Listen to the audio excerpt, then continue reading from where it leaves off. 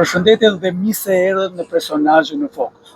Sot kemi të ftuar 33 vjeçarin Emin Kokolari, i lindur dhe i rritur në Gjirokastër, specialist i IT-s, programues, aktivist i shoqërisë civile dhe një zë i njohur në ngritje të problematikave në qytetin e Gjirokastrës. Sot do të flasim me profesionin e tij, në angazhimin e tij qytetar dhe në vizionin e tij për Gjirokastrën. Emin, mirë se erdhe në emisionin Personazhe në Fokus. Mirë se erdhët dhe ju në Gjirokastër dhe faleminderit për ftesën.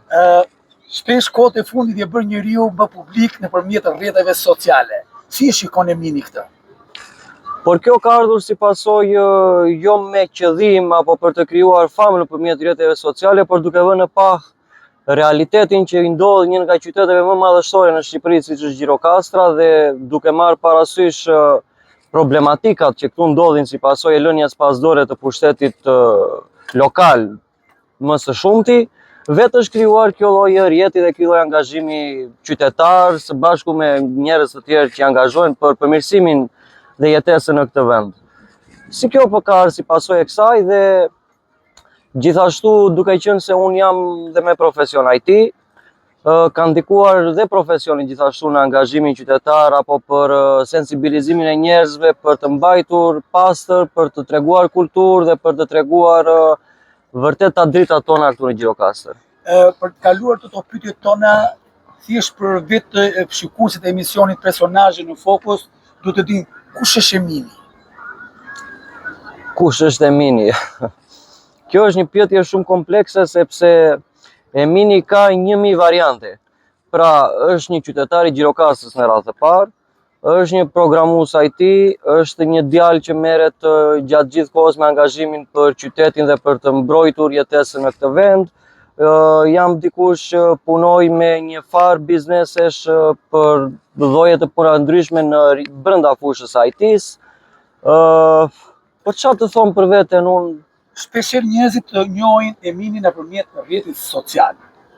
Profesionin sapo ju e shpjeguat. Ato thotë ai e dikush në këtë qytet të ngurtë ku pas nesh qëndron një kalam madhështore? Shiko, ky qytet vërtet quhet qyteti i gurtë, por këtu janë njerëzit më të butë, po themi në jugun e Shqipërisë ndoshta, dhe ka qenë një vatër e një pjesë të njerëzve ku ka qenë një grup shumë i madh intelektualësh, duke marrë parasysh dhe pozicionin gjeografik të Gjirokastrës, ku ne jemi dhe afër me një shtet kufi, siç është Greqia. Kemi patur dhe hyrje, dalje dhe marrëdhënie edhe me shtetet e huaja dhe për fat të keq kemi ardhur në një moment ku realiteti është që brezi tim sot kemi qenë mbi 30-40 veta, grup shoqëror, unë tashmë mund të kem 1 ose 2 të ngelur këtu në Gjirokastër. Aktiviteti juaj publik është shumë domethënës, pasi ju shpesh zgjidhni problematikat e qytetit tuaj në rrjetin social. Çfarë do thotë për Eminin? Pse pikërisht Emini e bën këtë lloj thjesht pamje vizive, komunikimi nëpërmjet rrjetit social? Ka njerëz që shpeshherë të shkruajnë, të godasin, ndoshta Emini është i drejtë për drejt, apo thjesht janë njerëz ata që nuk e duan Eminin të jetë pjesë e profesionit për të nxjerrë të vërtetën në një qyteti në këtë rrjet social? Në radhë të parë, domethënë, aktivizimi që unë bëj në këtë aspekt vjen si pasojë e vetës të dëshirës që unë kam për të parë këtë qytet sa më mirë. Ky qytet, unë jam dhe pak patriot, dhe këtu kam lindur, këtu kam jetuar dhe këtu dua të ndërtoj dhe nesër dhe familjen time. Por me kushtet që këtu po krijohen kushte jo të drejta jetese për brezat e rinj apo për njerëzit që duan që të vazhdojnë jetën e Gjirokastër. Dhe shqetësimi im i madh, duke parë që, siç thash, ky është një nga qytetet më të rëndësishëm nga aspekti kulturor, arkitekturor, kulinaris, tradicional, më ka bërë që të ndihem jo mirë me lënien pasdore dhe me mos veprimet dhe me problemet që po has ky qytet, për arsye se këtu faktikisht e vetmja gjë për ata që drejtojnë apo për ata që kanë në dorë për menaxhimin e qytetit është thjesht të kenë dëshirën e mirë për të vepruar. E vetmja gjë që këtu mungon është dëshira, sepse këtu nuk kemi nevojë për mbikalime, tramvaje, nënkalime apo ku diun se çfarë.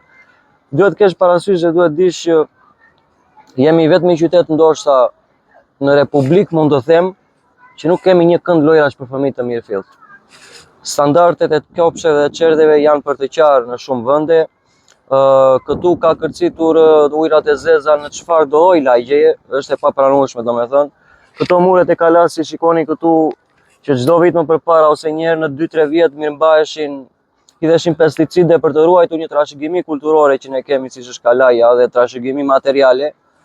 Sot më janë lënë në mëshirë të fatit dhe nuk po punon askush. Njerëzve po ju krijohet një ndjesi jo e mirë në qytet. Ata kanë ndihmuar teknologjia në këtë pjesë apo rrjeti social? Teknologjia mund të ndihmoj për arsye sepse jemi në kushte sot dhe për menaxhimin e turizmit apo për ndihmën që mund të jepet këtij qyteti. Unë jo pak herë dhe shpesh herë madje kam deklaruar që mund të jap kontributin tim qoftë dhe vullnetar për të ndihmuar në zhvillimin apo mbarvajtjen e këtij qyteti. Por sigurisht që teknologjia bën pjesën e saj. Njerëzit tashmë janë më të hapur dhe më të njohur me realitetin që po ndodh këtu në Gjirokastër dhe mendoj se në një aspekt është diçka e mirë. Ju keni ngritur një aplikacion lokal dhe global. Cili prej tyre ka pas ndikim më të madh dhe çfarë problemi synonte kjo zgjidhja jote? Kjo është një punë private me cilën unë jam marrë dhe ideja e këtyre aplikacioneve që kam krijuar ka qenë më shumti për të ndihmuar veten time në automatizimin e disa punrave rutinë, të cilat ndodhin rëndomt në fushën ku ne punojmë, duke qenë se jam pak dembel si natyrë, domethënë duhet të gjej mënyra më automatike për të bërë një punë robotike të cilën kompjuterat mund ta bëjnë vetë në këtë aspekt dhe duke patur këtë qëllim. Këto idera dhe këto projekte kanë lindur më shumë për ndihmë personale të mi dhe pastaj janë arritur dhe kanë krijuar ndikim dhe më të gjerë, siç janë aplikacionet sidomos në Google Play. Shpesh kritik ndaj institucioneve, veçanërisht Bashkisë Gjirokastër. Ku mendon se qëndron problemet kryesore dhe çfarë do të ndryshojë nëse do të kishit ju mundësinë të ishit pjesë e këtij institucioni sot? Më bëre pyetje për Bashkinë Gjirokastër dhe institucionet, por cila bashki dhe institucione? Se unë si kam parë në qytet të veprojnë dhe pak a shumë janë inekzistente. Me sa dim ne, kryetari i bashkisë është Flamur Golemi këtu në Po, ai është kryetari i bashkisë, po kryetari juaj. Sigurisht pra, është i votuar nga shumica normalisht dhe përkundrazi mua nuk më shqetëson as pak fakti se këtu bashkia është një pjesë e një krahu politik apo një krahu tjetër politik, të jetë kushdoj. E rëndësishme është që në qytetin tim të punoj, të jetë sikur edhe partia YZZ, mua nuk më intereson fare kjo aspekt dhe do të isha shumë i njohës dhe shumë bashkëpunues për çfarëdo kërkese apo ndihme që do t'i nevojitej, qoftë bashkisë, qoftë dhe institucionet të tjera në lidhje me qytetarët për të ndërtuar një habitat dhe një komunitet më të mirë për vetë ne që banojmë këtu, sepse këtu shpesh herë bëhet çdo gjë në emër të turizmit. Këtu jemi në pazar dhe vetëm pazari njihet nga Bashkia e Gjirokastrës. Këtu bëhet fjalë për lagje të gjitha që janë pa ndriçim. Bëhet fjalë për lagje të gjitha që janë pa shërbime, por Gjirokastra nuk është vetëm pazari. Gjirokastra janë fshatrat, janë komuna Cepo, janë Lungjeria, është Lazarati, janë shumë zona të tjera të cilat janë në Bashkinë e Gjirokastrës. Por këtu po themi që janë lënë pazore lagjet që janë pothuajse ngjitur me pazarin dhe jo më njësitë e tjera që bashkia ka në menaxhim. Pra, e kisha fjalën që shpesh ke qenë njeriu më konflikt pak në rrjetet sociale që institucionet i kanë nxjerr me të vërtet institucionet ka qenë para dhe Emili ka qenë pas duke sjell fakte në video të hedhura në rrjetet sociale. A janë fakte këto? Problemi me këta qëndron se kanë arritur në një pikë ku nuk e ndajnë dot më komedin nga realiteti. Dhe këtu do me thënë, unë kam dashur thjesht të tregoj një anë tjetër të monedhës dhe të medaljes, sepse po thuhet që nami në Gjirokastër bum i madh, kurse nga ana tjetër unë tregoj pjesën qytetare të banorëve, realitetin se si është realiteti kur ecën mbi kaldrëmin e Gjirokastrës, mbi këtë qylim të shtruar. Realiteti dhe propaganda që bëhet në rrjetet sociale apo në media, që kryesisht shumë prej tyre më vjen keq ta them, por janë të shitura, është ndryshëm nga realiteti i banorëve që jetojnë në qytet realisht këtu. Dhe pak a shumë është e kohë që të flasim dhe për këtë gjë, sepse gjithë njerëzit e dinë vetë fare mirë se çfarë ndodh, por duke qenë se ka ardhur një pikë ku jemi lënë pas dorë në një mënyrë shumë të frikshme dhe ka qenë një qytet ku përpara ka patur mbi 40.000 banor dhe sot jemi diku tek 12-13.000 banor, kjo i flet vetë gjitha, domethënë. A mund të thotë Emini për shembull diçka që ne është jashtë ndoshta dhe realitetit, për të bërë pjesë e rritit social dhe shpeshherë institucionet apo njerëzit që punojnë në këto institucione, do ta thonë juve që ju bëni propagandë kundër institucionit të bashkisë. Kjo është diçka personale, është diçka institucionale, apo është diçka për qytetin e Gjirokastrit? Shiko, në radhë të parë njerë nuk jam gazetar. Në radhë të dytë të aktivizmi dhe puna që unë kam marrë përsi për ta quajtur në thonjza puna, sepse faktikisht kjo është punë që unë nuk paguhem dhe përveç se nuk paguhem, harxoj nga vetja ime lek, investoj sepse duhet të lëviz, harxoj kohë, harxoj energji, krijoj armiq në thonjza, patjetër se në këtë vend në momentin që bën kriticizëm evidentohesh si armik i popullit, sepse kështu është e vërteta kur në agitacion propagandë nuk bëhet fjalë fare. Aty tek xhamia ishte flet Rufea në kohën e Enverit, domethënë unë se kam arritur, po sipas historisë të parëve që shpjegojnë dhe sot është e njëjta gjë, nuk del në flet Rufea aty, por del në listat e patronazhistëve, të cilët kërcënojnë njerëzit me vende pune dhe të tjera që i dim mirë. Por do të thoja se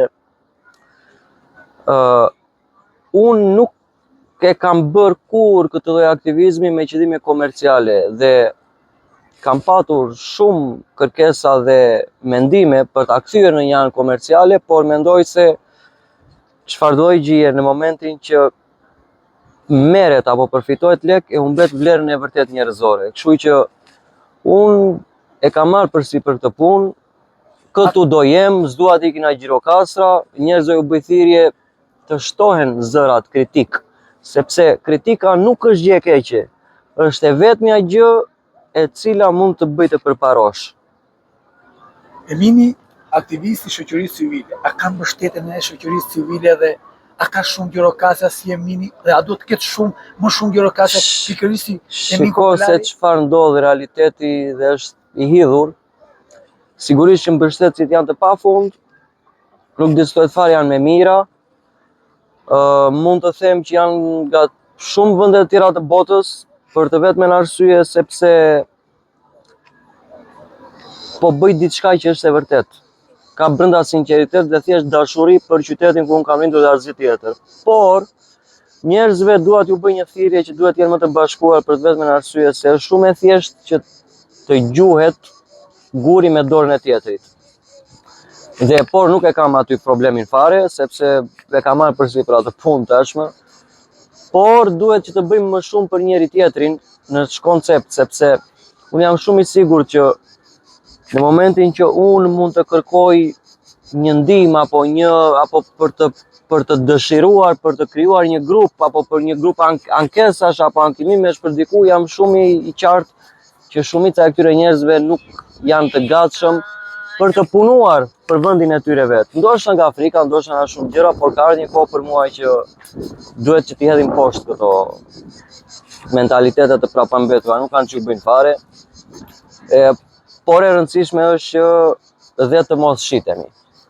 Shpesh ju ke qenë njeriu në thonjza, do ta thosha, i problematikave të institucionit të bashkisë, ku kohët e fundit keni pasur edhe një problematikë shumë të madhe me lidhje në rrjetet sociale, kur u bë një zhurmë shumë e madhe, ndoshta apo është realitet, këtë do ta shpjegoj vetë Emini, pasi ju keni pasur një konflikt të hapur me një lloj perceptimi ndoshta apo realitet dhe sa këmbgulës është dhe sa realitet ky shkëlloj fakti sot në Bashkinë e Gjirokastrit në lidhje me një lloj virusi që ekzistonte brenda institucionit të bashkisë, ku aty infektoheshin njerëzit sipas shkrimeve që janë bërë, pasi rrjetet sociale e shpërndanë në një mënyrë shumë të madhe hapësirën dhe atë pjesë komunikimi që sipas ju e kishit marrë diku, dhe sot jeni akoma pjesë e këtyre problematikave në këtë bashki.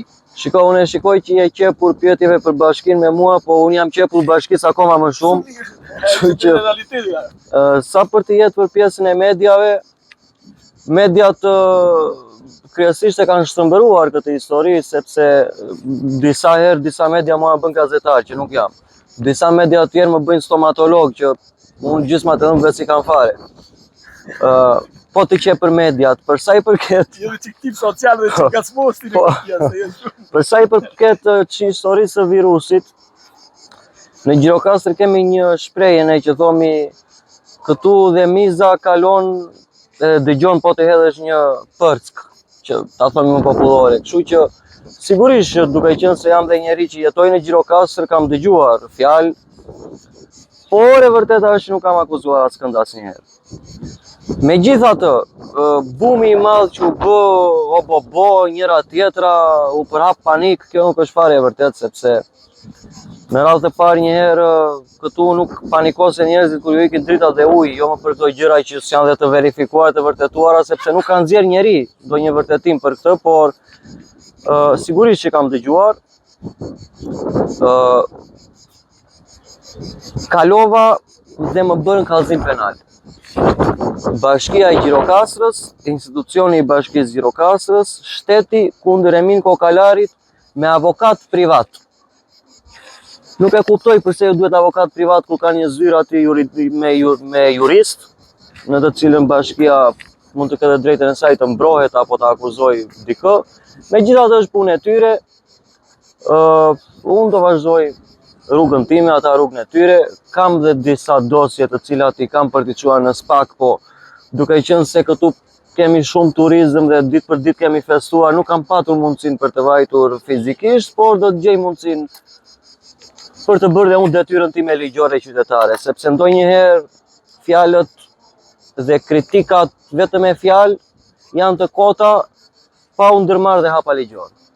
A mund të ketë një konflikt, ndoshta personale dhe pastaj keni kthyer në institucional me pjesën e institucionit bashkisë me kryetarin e bashkisë? Unë e kam thënë hapur që nuk kam asnjë lloj gjë personale me askënd, biles kam dalë vetë publikisht, unë që jam kritizjeri më i madh po cilësohemi kundër këtij institucioni, kam dalë vetë hapur, por jo vetëm institucionit, por dhe mbështetësve të institucionit apo banorëve, ju kam thënë gjithmonë një shprehje, që unë jam mbështetësi më i madh i juaj në momentin që ju mbështetni këtë qytet dhe nuk është se unë bëj anti-reklam këtu, por e vërteta është që ky është realiteti dhe në momentin e parë që të më thot dikush një gjë që është bërë saglam për së mbari siç duhet, jam i pari që nesër do të më shikosh që do ta promovoj dhe do të bëj reklam të mirë për këtë, por dua vetëm një gjë. Nuk më është kthyer një përgjigje aty kur, sepse vërteta qëndron faktikisht që nuk ka një gjë që është bërë siç duhet. Dhe këto punë i bëjnë maksus, mund të thonë me plot gojën që janë dashakeqës për vendin, për arsye sepse është e pamundur të katandisemi ne, domethënë si kokoshi një thel këtu në Gjirokastër, kur ka qenë një nga vendet më të arira dhe për shumicën e gjërave mendoj se bëjnë qëllimisht këtë punë. Është e pamundur që të arrijë domethënë hipokrizia njerëzore apo ndonjëherë neglizhenca në nivele të tilla kritike. Ku i gjen guximin Kokalarit? Gjaku, dëshira e mirë dhe perspektiva për të krijuar një jetë dhe jo për të larguar prej këtej.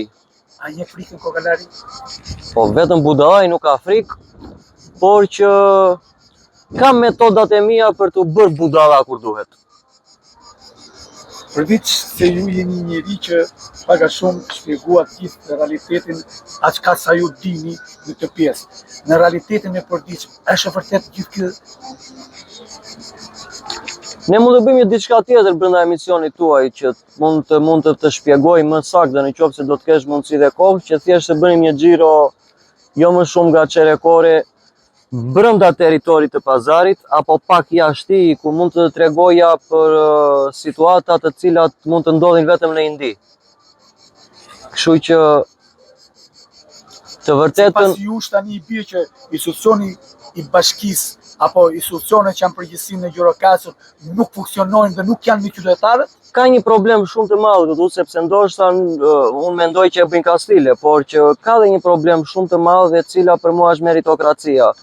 Këtu shpesh herë vendosen njerëz të paaft apo jo të profesionit të duhur në vende specifike apo inxhinierike në të cilat nuk ja kanë fare haberin. Pra, dashur pa dashur, ndonjëherë, sepse duke patur një staf të pakualifikuar për atë që duhet që të bëjë si punë, ndoshta ka ardhur si pasojë e kësaj, por kanë patur kohë plot për të kthjelluar dhe për të vepruar.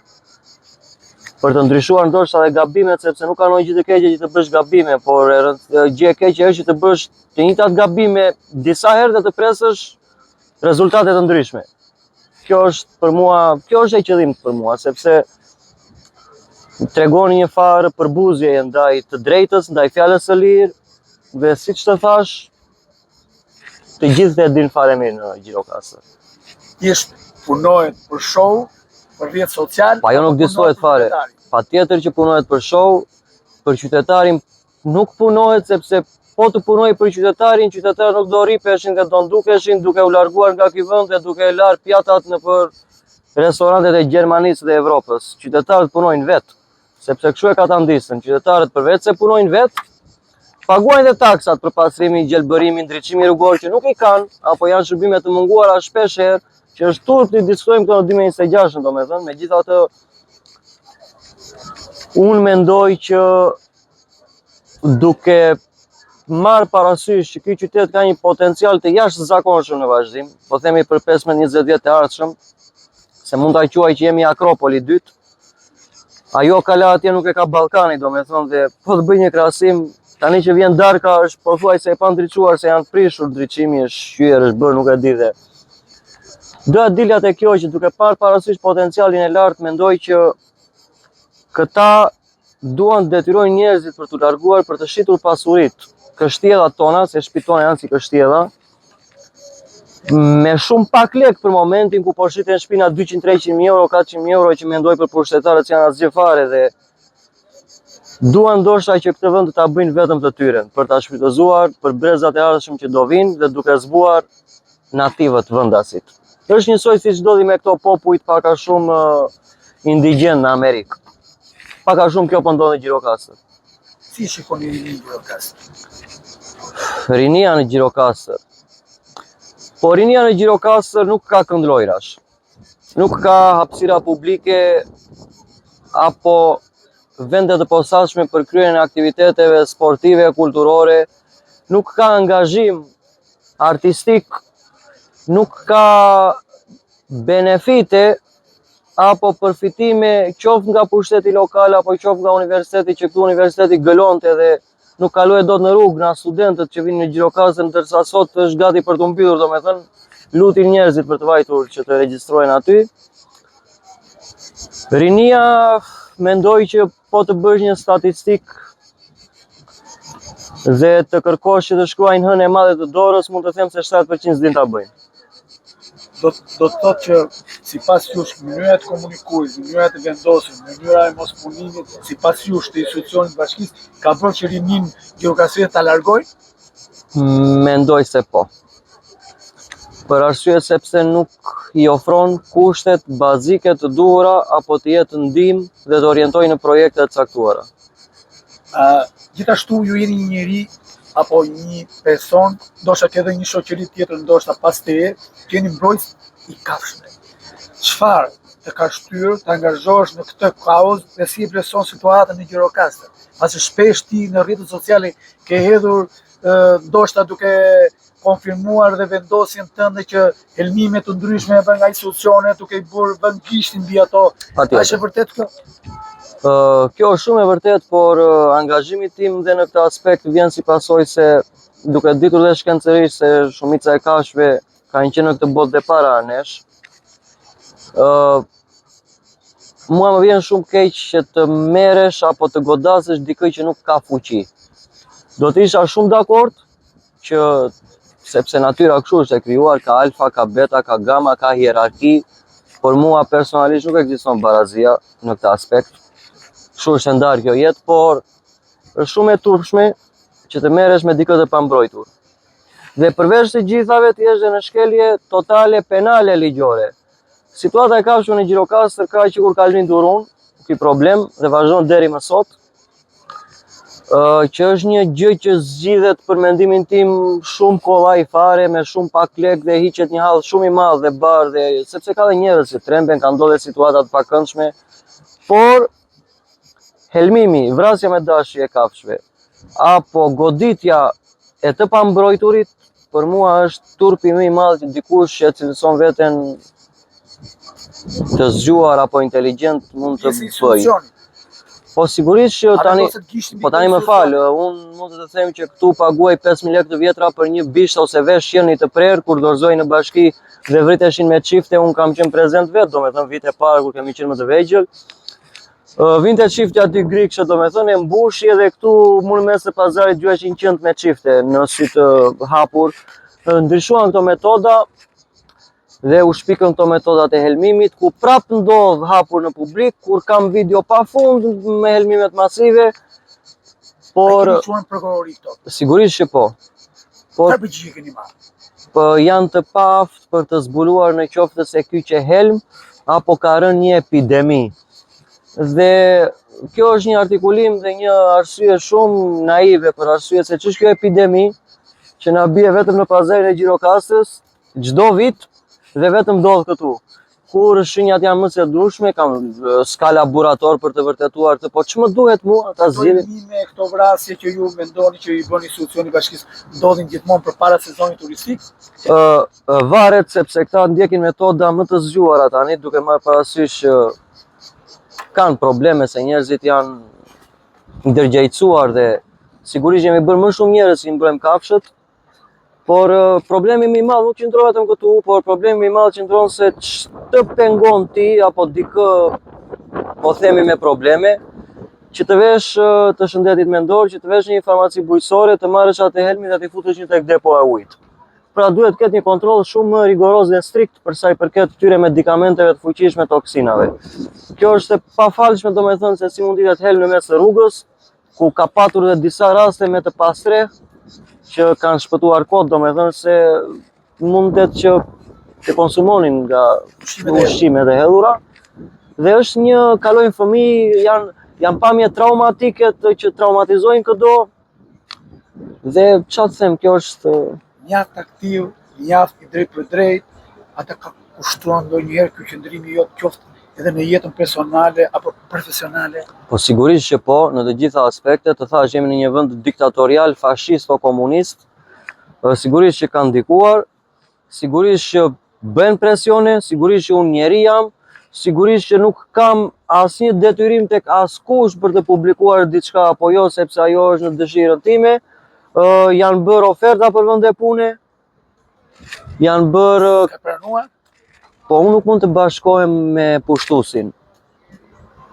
Unë i quaj këta pushtus dhe sigurisht ndonjëherë për të ndihmuar vendin mundet që njeriu të krijojë një filozofi apo ide që për mirë, por e mira në një grup hienash është domethënë qesharake dhe përveç ofertave të punës, patjetër forma të ndryshme kërcënimesh që nuk i marr fare parasysh, domethënë as nuk më. Emini ka qëndruar përsëri me këmbë në tokë dhe me sa e kam ndjekur edhe unë. Luftëtarët gjithmonë sa më shumë shtohen dozat tek ju. Luftëtarët vdesin në këmbë. Programit ti gjithmonë ka qenë doza më e rëndë për të jo për pjesën e programit, nuk kam program. Të luftoj këtë institucione. Nuk kam program dhe nuk kam qëllim për të luftuar askënd apo asnjë institucion. Qëllimi i vetëm është që këta duhet të bëjnë punën që ju takon. Të jetë institucioni i kujt doj, se mua shumë herë më etiketojnë dhe si njeri të PD-s.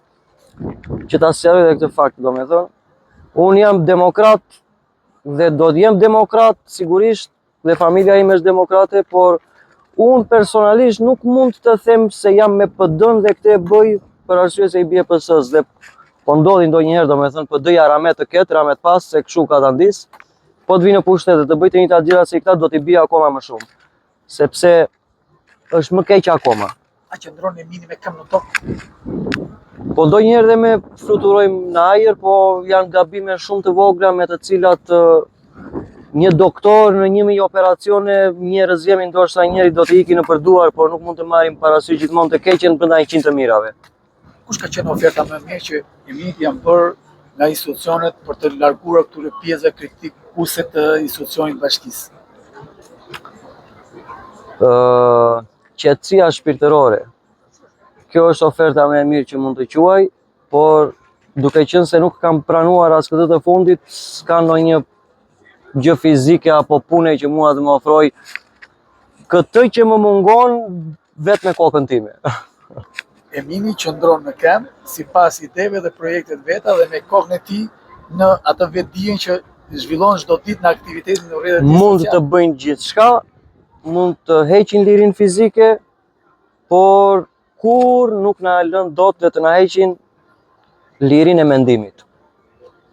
Kohët e fundit kërkon pjesë një projekti filmik një vit më parë. Çfarë vendi za arti, komunikimet dhe kultura në jetën tënde? Ky film faktikisht është ndërmarrë si pasojë e një grup amatorësh të cilët nuk kanë lidhje fare me artin dhe me filmin më përpara, përveç se disa njerëzve të cilët ju bashkuan më pas janë profesionistë në këtë punë. Nuk mund të them se arti s'dën ndonjë vend në jetën time personale, por e dëshiroj dhe sigurisht që e dashuroj artin, ishte thjesht një nisëm qytetare. E realizove me sukses. E realizuam. Isha thjesht pjesë e një grupi shumë të madh njerëzish, të cilët për herë të parë në Gjirokastër punuan së bashku, pavarësisht të krahinave, ngjyrimeve politike, racore, kulturore apo ku diun, dhe kjo që arritje më e madhe nga sa vetë filmi. Ishte i vështirë të realizojë një film. Është shumë gjë e vështirë të realizohet një film apo çfarëdo lloj gjëje deri në momentin që grupi punon me njëri tjetrin. Nëse se ka bashkëpunim, çdo gjë realizohet thjesht për mua. Kush ishte mbështetja e gjithë grupit për të realizuar këtë film? Shpirti i gjirokastritëve. Kjo që dëshira dhe nga kjo u realizua. Dhe nga kjo u bë, dhe mund të them që nuk ka ndodhur përpara që të mblidhen gjirokastritët nga të tëra llojet e ngjyrimeve dhe të punojnë për një gjë të përbashkët, se jemi pak njerëz që ne shohim në pragu e brenda më së shumti. Nëse ju sot gjirokastritët do të zgjidhshin Eminin të ishte pjesë e vendimarrjeve për të ardhmen në Gjirokastër, çfarë duhet bërë? Të rinjët që të zgjedhin, të ndërtojnë karrierën e tyre në këtë qytet, që të jepte një zgjidhje sa më mirë të rinjve, qytetit, të hapësirave, gjithçka që ju përmendet sot. Nëse Emini do ishte dikush i zgjedhur në këtë vend. Në qoftë se do të ishte kjo gjë dhe në qoftë se do të vinte kjo kohë, unë ju sugjeroj njerëzve që mos bëjnë as pak një gabim të tillë, për arsye sepse do të isha i pari që nuk do kisha tolerancë për asnjë lloj gjëje, qoftë dhe për përkrasit e mi, në momentin kur nuk veprohet sipas rregullave dhe kushteve në komunitet. Pra, do të them këtë që në mënyrën se si unë i shikoj gjërat, ndoshta kjo mund të jetë pak radikale, por ka ardhur koha që këtu duhet bërë radikale.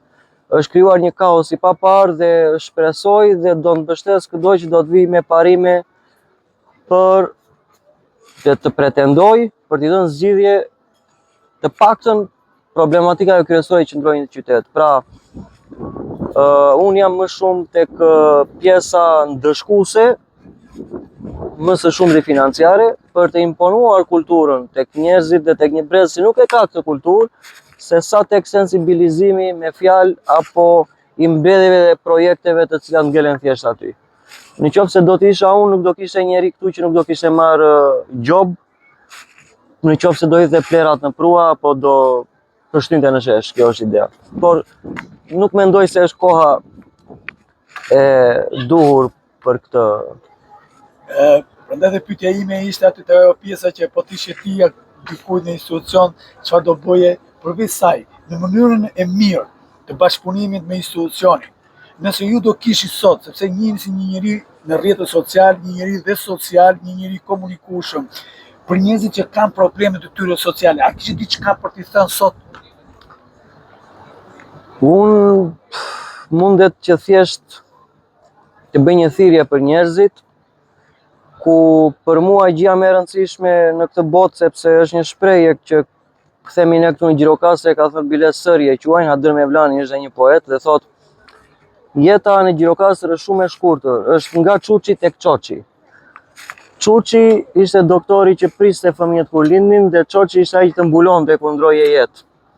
Dhe jeta në Gjirokastër, Që shprehje shumë e bukur. po, është vërtet një perlë nga Çuçi tek Çoçi dhe gjëja më e rëndësishme është që njerëzit duhet të punojnë për të krijuar pavarësinë e tyre sidomos financiare dhe intelektuale.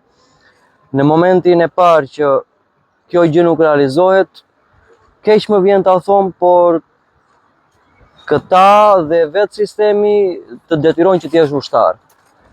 Kjo është thirrja time, duhet të punojnë rinia, duhet të studioj, duhet të krijoj pavarësinë e tyre vetjake dhe jo të bëhet vegël apo të detyrohet që për një saj deri të caktuar të mbyllë syt për to tjerat, sepse një të aftë askush nuk e mposhtë dot sido që të vi koha. Shpeshherë edhe në shefra elektorali që një njeri kritik në të gjitha llojet e paleve, çfarë ke ndjekur ti? Vetë ju ke qenë protagonist i këtyre problematikave që ke parë me të syrin tënd, duke hedhur në rrjetin social. A është godit në Eremini si Gjirokastrit? Po pa tjetër, rasti i fundit që për shembull me pazarin e Gjirokastrës, ku këta i kam çuar dhe për kallëzim penal në prokurori për shpërdorim detyre, për mos zbatimin e rregullores dhe manualit të arretimit publik të TID-it, përveç sepse ndiqet një metodë e bukur, domethënë. Duke qenë se çështja ka vajtur në prokurori kundra bashkisë Gjirokastër, bashkia ka i bën një mini reform, po themi. Dhe i vetë njerëzve dhe ju thot që këtë e keni nga Emini. Dhe ndodh që mua gjysmë e pazarit ndodhi, domethënë se njerëzit më pas e kuptuan vetë, sepse kjo është gjë e mirë që unë çdo gjë ale kohës, nuk më folën më me gojë. Nuk më flisin me gojë se dikujt detyroi që t'i hiqej tavolina, dikujt detyroi të hiqej ai tapeti nga muri, sepse në fund të fundit nuk lejohet. Por qëllimi tim nuk është të bëhet dëm biznesit, apo të bëhet antireklam në qytet. Qëllimi është që të bëhet njësoj për të gjithë. Nuk mundet që të jetë ndryshe njëri njerëkës dhe njëri babës. Dhe sigurisht që në ato probleme ka shumë, shumicën e gjërave mua më kalojnë tagrin këta si kur e kanë nga mua, kur ta harojnë që kanë detyrimin ligjor dhe moral për të vepruar vetë këta dhe është nuk di si ta shpjegoj këtë pjesë, domethënë. Shpeshherë Gjirokastrit quhen si njerëzit e ngurtë. Si shpjegon këtë? Për Gjirokastritit thonë dhe që janë dhe kurnac. Po për njerëzit e ngurtë. Por që kjo nuk është as pak e vërtet, sepse ne jemi njerëz me një mikpritje shumë të madhe, me sofra të shtuara për miq që e kemi treguar dhe ndihmës shumë të mëdhenj dhe në aspektet financiare dhe në aspektet kulturore apo familjare. Tradita tonë është shumë e bukur dhe e larmishme. Dhe doja thoja që nuk duhet për këtë të flasin ata që na njohin, nuk mund të flas dot unë për veten time apo për komunitetin tim, për këtë duhet të flasësh ti në fund, domethënë për të shpjeguar se sa mirë të mbajta si mysafir. Shumë e bukur këtë thënie. Gjithsesi do të kaloj te një pyetje tjetër, si shikon protestat sot në Shqipëri? Rinia shqiptare, flamingot, institucionet, protesta ardhur nga jashtë, proteste goditur nga brenda, apo është një protestë që ka evoluar prej kohësh dhe është një puna një gazani që zjen dhe në vjen momenti që shpërthen? Mund të them vetëm një fjali që protesta është e drejtë kushtetuese. Dhe është kulturë për këdo. Është tjetër punë pastaj, arsyeja apo qëllimi i saj, por me thënë të drejtën, Si shikon Emini qëllimi?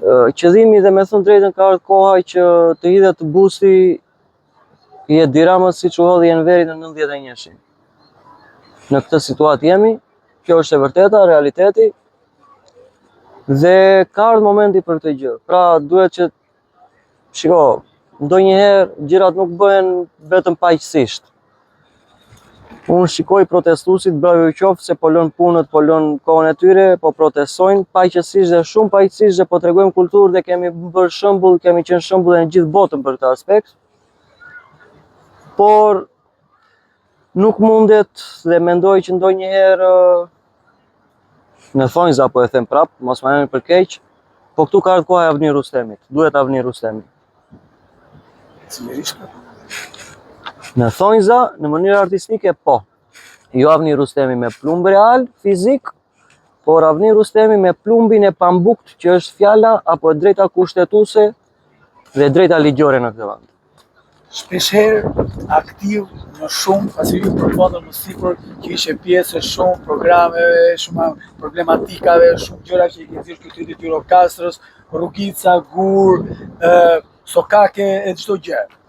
Shpeshherë keni bërë kritik dhe ndaj shumë kompanive që kanë marrë të drejtën e projekteve në Bashkinë e Gjirokastërës që për cilësinë e punimeve, aty ku ju keni qenë çdo ditë, keni shkelur me këmbë, keni bërë ato filmimet e juaj dhe i keni postuar në rrjetet sociale.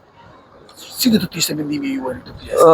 Për mendimin tim nuk kanë faj fare këtu kompanit apo privatët të cilët bëjnë punimet, as pak, këta gjejnë shesh e bë për shesh, nuk është fare dhe nuk kam asgjë fare me ta të bëjnë si duan, për mua problemi vetëm është bashkia që merr në dorëzim punët në fund.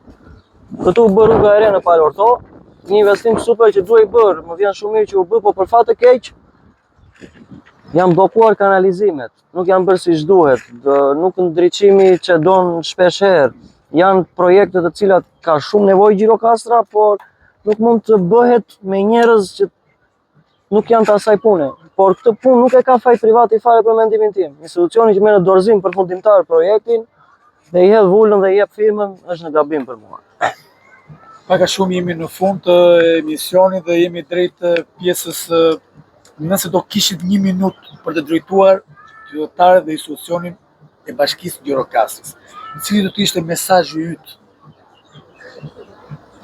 Pyetje futura pak në të pjesën e thonjza që ti ke dëshirë të bësh gjërat të vendosura. Atëherë mesazhi tim është ky që këtë vend nuk e drejtojnë ata që kemi zgjedhur ne. Këtë vend e drejtojmë vetë ne, por kemi zgjedhur një individ, kemi zgjedhur një shërbëtor, po themi, sepse faktikisht unë i quaj shërbëtor. Këtë vend duhet ta drejtojmë ne.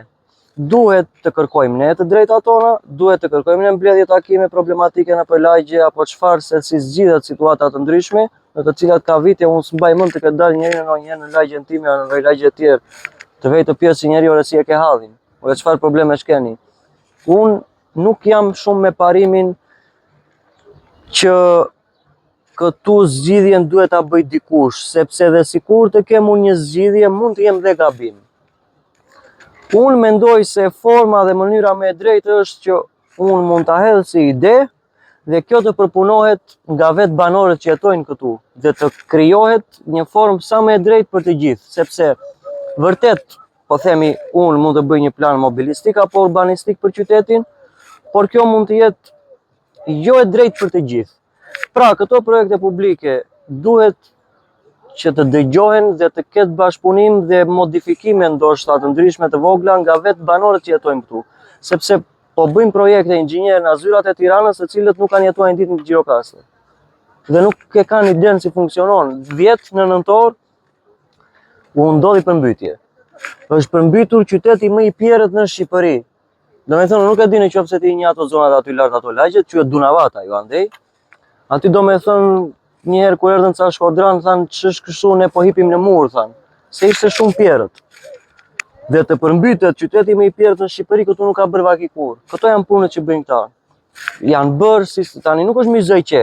Po dhe mizojqea nuk përmbytej se qenë hidrovoret, po nuk u pastrua asnjë prit malore, asnjë proj. Këto punë bëheshin që në gusht, këto punë e bënin dhe banorët vetë në bashkëpunim me shtetin, shpeshherë. Por këta nuk po duken fare, domethënë këta vazhdojnë akoma mbledhin plerat me lopata në shesh, si në kohën e Skënderbeut, çfarë thonë. Ai shkopi magjik i Eminit, çfarë do të bënte? Sepse jemi drejt fundit dhe ne Shkopi, shiko, meqense e bëre pyetjen kështu, ta bëj dhe unë pyetjen të drejtë për drejtë, përgjigjen drejt për drejt. Shpresoj mos keq kuptohem, por këtej duhet një orë më parë të zhduken fshatarët. Jo ata nga fshati. Ka fshatar Gjirokastra më të këqij ndonjëherë nga ata që janë nga fshati, nga fshatarët e fshatit. Këtej duhen ikur fshatarët në mendim. Shpresoj mos keq kuptojmë nga kjo, besoj se do kuptohet. Ka ndonjëherë qytetarë që vinë nga fshati që mund të jenë qytetarë më të denj nga ata që janë në Gjirokastër, për ta shpjeguar më saktë. Dhe ka fshatarë, qytetarë të Gjirokastrës që mund të jenë më fshatarë nga ata në fshati. Këtu duhet dalë. Duhet të iki mentaliteti fshataresk në mendjet tona. Ndryshe nuk mos kjo ka ndikuar në të perceptimin e mos angazhimit të gjithë institucioneve për të bërë atë punën e vazhdueshme që ka kërkuar vetë qyteti i Gjirokastrës. Më vjen shumë keq, por këtu nuk ka institucione të cilat të funksionojnë siç duhet. Dhe këtë përgjigje nuk të hap dot pasi Nuk ekziston institucion sot, asnjë institucion që të jetë 100% siç duhet.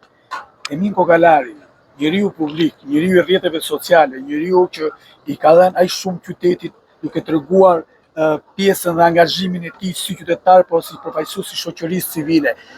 A kishte diçka sot për të ndarë me këta qytetar nëpërmjet emisionit Personazhe në Fokus, një diçka që Emini asnjëherë nuk e ka shprehur as në rrjetin e tij social, as në shoqëri, as në familjen e tij, pa e marrë brenda vetes dhe sot ka ardhur momenti që këtë shprehje duhet ta ndajmë me këta qytetarë sot që ndjekin emisionin, ku ti do jesh personazhi i radhës? Nuk kam asnjë lloj shprehje të tillë, sepse unë nuk është se mbaj sekrete apo kam komplekse emocionale as pak, dhe nuk është se ka ndonjë gjë të keqe për këtë, por thjesht doja të thoja që duhet bashkëpunojmë me njëri tjetrin. Në momentin që gjitoni tim larg qofti i gjithë shtëpia, unë jam i pari që do vetë të hedh 10 kova me ujë, edhe sikur të mos flas me të. Për arsye sepse ndajmë një komunitet së bashku, do rritin fëmijët tanë nesër dhe këtë kulturë duhet ju japim. Nuk është se kam ndonjë gjë të veçantë për të thënë që se di asnjëri. Emini, sepasi Emini ka një shoqëri të duhet të duam njerëzit. Duhet të duam njerëzit, kjo është gjithçka, domethënë.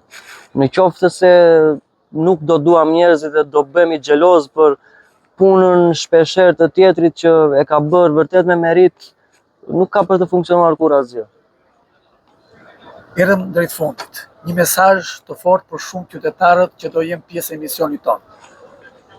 Poshtë komunistët, poshtë fashist o komunistët, dhe Zoti e bekof Shqipërinë, nuk kam çfarë më tjetër se unë kam me vite të tëra që jam lodhur duke folur dhe duke thënë. Emin, faleminderit që ndave me ne historinë, idetë dhe këndvështrimin tënd. Faleminderit dhe ju shikues të dashur që ishit pjesë e këtij emisioni për sonte. Shihemi i një edicion tjetër në Personazhe në Fokus. Një personazh duke treguar histori të veçanta. Me mua dhe Eminin, pikërisht nga qendra e Gjirokastrës, miru takofshim në një emision të ardhshëm me një tjetër personazh.